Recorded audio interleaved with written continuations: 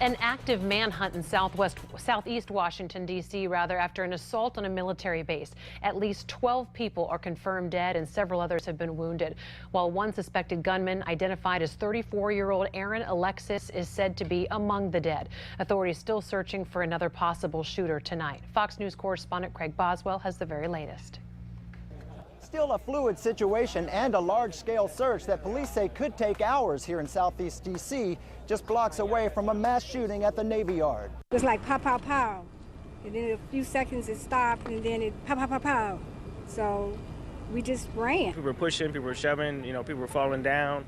After we came outside, people were climbing the wall. The people who buy and maintain the Navy's fleet at the Naval Sea Systems Command running from their offices just after 8:30 Monday morning. Witnesses reported seeing a gunman in different locations. He was down the hall far enough that we couldn't see a face, but we saw him hold the rifle, then we saw him raise it and aim it in our direction. I was this far away. I heard the gunshot and I looked down, he was laying in front of me. More than 3,000 people work at the Navy Command just blocks away from Capitol Hill.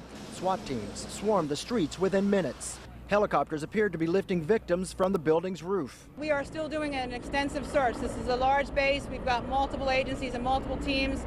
The remainder of this search could take another couple of hours. About 3 miles from the military installation, President Obama highlighted his concern during a planned speech on the economy. We are confronting yet another mass shooting. They're patriots, and they know the dangers of serving abroad, but today they face the unimaginable violence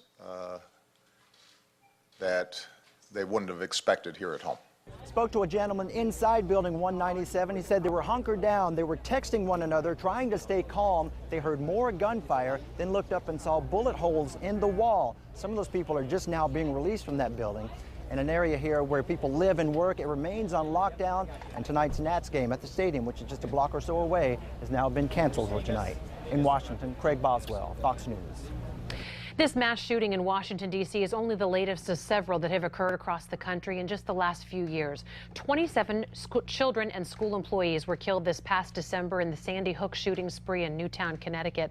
In August of 2012, a man opened fire in a Sikh temple in Oak Creek, Wisconsin, killing 6 people and wounding 4 others. Just 1 month prior, 12 people were killed and several others injured in Aurora, Colorado, after James Holmes opened fire inside a movie theater. Then in early 2011, a man opened fire in a supermarket parking lot in Tucson, Arizona, killing 6 people and injuring 19 others, including former Congresswoman Gabrielle Giffords. In 2009, a former Army psychiatrist opened fire at Fort Hood in Killeen, Texas, killing 13 people and wounding more than 30 others. You can find all the latest developments in the Washington, D.C. shooting on our webpage throughout the evening. That's at fox4now.com.